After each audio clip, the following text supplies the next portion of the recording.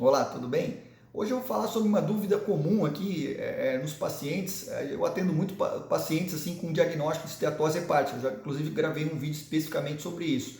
E uma das causas mais comuns de gordura hepática e também de gordura visceral, né, é a resistência insulínica, que é cada vez mais comum hoje em dia. Então, sim, a grosso modo, existem dois tipos de diabetes. O diabetes tipo 1, que é chamado também de diabetes juvenil, que é uma doença autoimune, onde você tem a destruição das células do pâncreas que produzem insulina, então não tem mais insulina, aí você tem que usar a insulina para o resto da vida. Isso é mais ou menos 5% dos casos só. 95% dos casos é o que a gente chama de diabetes tipo 2, ou diabetes adquirido, onde o contrário do 1, o diabético tipo 2, ele tem um excesso de insulina, ele tem um hiperinsulinismo. Só que essa insulina não funciona, então a gente chama isso de resistência insulínica. Até existem mais tipos de diabetes, que é o caso do LADA e do MOD, mas são casos muito raros, então não vou falar sobre isso, até porque é muito difícil qualquer profissional da saúde ver esse tipo de paciente no dia a dia. Então, 95% dos casos de diabetes é do tipo 2, onde existe esse mecanismo de resistência insulínica, e isso pode ser calculado quando você faz exames de rotina e você dosa a sua glicose, a sua insulina de jejum. Importante, tem que ser de 8 horas de jejum. Se você ficar 12 horas é para você medir colesterol. Então, os kits para você ver glicose e insulina são feitos por uma pessoa com 8 horas de jejum.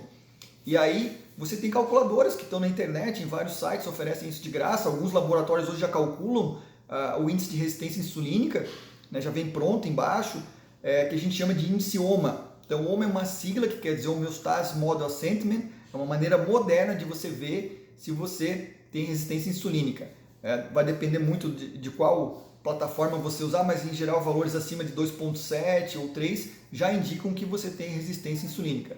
Detalhe, muitas vezes você ainda não tem alteração na insulina nem na glicose de jejum, elas em geral não se alteram no primeiro momento. No primeiro momento da resistência insulínica, na verdade, você vai ter alteração da insulina da primeira hora. E você só vê isso se você fizer uma curva glicêmica e uma curva de insulina. Depois você altera a insulina da segunda hora, depois você altera a insulina em jejum. Depois a glicose da primeira hora, a glicose da segunda hora e a glicose de jejum.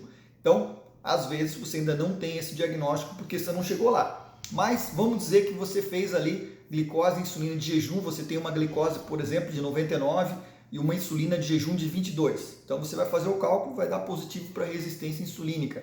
O que isso quer dizer? As pesquisas sugerem que quem tem esse mecanismo possa virar diabético aí entre 5 e 10 anos. Mas você não precisa nem virar diabético, só você ter isso já é ruim, porque esse excesso de insulina circulante estimula uma enzima que a gente chama de lipoproteína lipase, que estimula a formação de gordura, a lipogênese, né? E essa gordura visceral, essa gordura no fígado, essa gordura abdominal, que é uma gordura inflamatória que meio que vira um ciclo vicioso.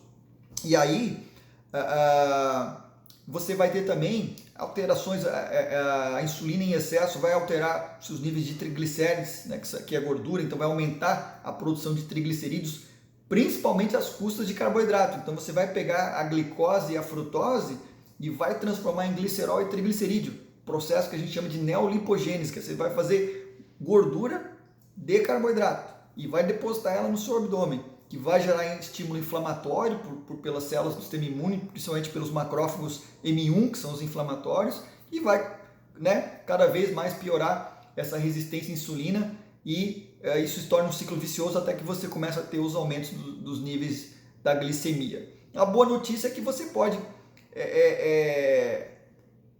mudar isso com hábitos de vida. Então hoje a gente tem aí, são muito divulgadas na mídia, né, as dietas estilo low carb, você tem várias, né, dietas com baixo perfil glicêmico, principalmente hoje tendência a usar carga glicêmica, é mais fidedigno, você tem uma porção de tipos diferentes de dieta e a melhor é aquela que você mais se adapta. Eu já falei sobre dieta cetogênica como exemplo, mas tem outras mais simples, a própria dieta mediterrânea, né, que é uma das mais estudadas, mostrando aí inúmeros benefícios. O consumo de gorduras de boa qualidade, então o ômega 6 tem que ser diminuído na dieta, você tem que aumentar o aporte de ômega 3 e ômega 9, o ômega 9 que é o azeite de oliva, ácido oleico, ele tem uma propriedade anti-inflamatória muito grande, ele tem substância que chama hidroxitirosina, que é anti-inflamatória, hidroxitirosol, na verdade. E o ômega 3 tem o EPA, que é talvez uma das moléculas mais anti-inflamatórias do mundo. E a inflamação crônica está por trás da resistência insulínica. Muitas vezes, essa inflamação crônica pode vir inclusive lá do intestino. Eu já gravei um vídeo falando sobre isso, né? Então, as dietas estilo low carb, atividade física, seja aeróbica ou resistida, vai ajudar bastante, né? Caminhada é bom? Mas talvez não ajude nesse sentido. Pilates é bom? Ótimo, mas também não ajudaria nesse sentido de melhorar uma resistência insulínica. O jejum intermitente, que vem mostrando cada vez mais benefícios, né? E também é uma coisa muito personalizada, não é para todo mundo, tem que ter acompanhamento nutricional e médico, e às vezes a pessoa até pode ser candidata a fazer algum tratamento. Existem alguns fitoterápicos que podem ser usados para modular essa resistência insulínica. Um dos mais conhecidos é a metformina, né, que é uma fitoterápico. Muita gente não sabe que o glifage é um fitoterápico, ele vem da medicina tradicional chinesa, vem de uma planta que chama Galega officinalis, e até hoje ele mostra benefícios aí extra diabetes, extra resistência insulínica para o nosso metabolismo. Também tem efeitos colaterais, nunca deve ser usado sem acompanhamento médico. E o que é importante? A insulina, quando ela está sendo produzida em excesso, um dos problemas é no receptor dela. Então é como se o receptor, como a fechadura dela, não sinalizasse a ação dela, que é ir buscar a glicose que fica no sangue. Então esse receptor ele tem um cofator, que é o cromo. Então para que a insulina funcione, a gente precisa que o cromo esteja presente. O cromo é um mineral essencial. Ele forma, junto ali com o receptor da insulina, uma molécula que a gente chama de acrocromomodulina, né? Então, o cromo está presente principalmente nas oleaginosas. Então, o cromo é importante para o bom funcionamento da insulina, assim como outros nutrientes. E talvez o nutriente mãe para o funcionamento da insulina seja o magnésio, que está presente em mais de 400 reações químicas no nosso corpo. Infelizmente, o solo brasileiro é um pobre solo em magnésio, porque nós somos um país muito antigo do ponto de vista geológico, diferente desses países que ainda tem vulcão em atividade, onde o solo é mais rico.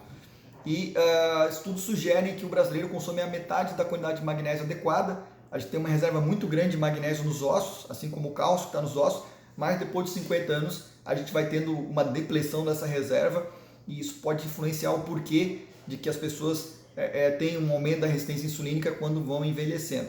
Então, é um assunto complexo, mas como é cada vez mais comum hoje, é importante a gente estar conhecendo, né? Você calcula o seu índice de resistência insulínica dosando glicose, insulina de jejum e fazendo o cálculo do índice HOMA, com H-O-M-A. E aí você tem lá um número que a calculadora dá para você, está na internet. Acima de 3 você tem resistência insulínica e tem que cuidar. Consulte seu médico, nutricionista, e muito obrigado.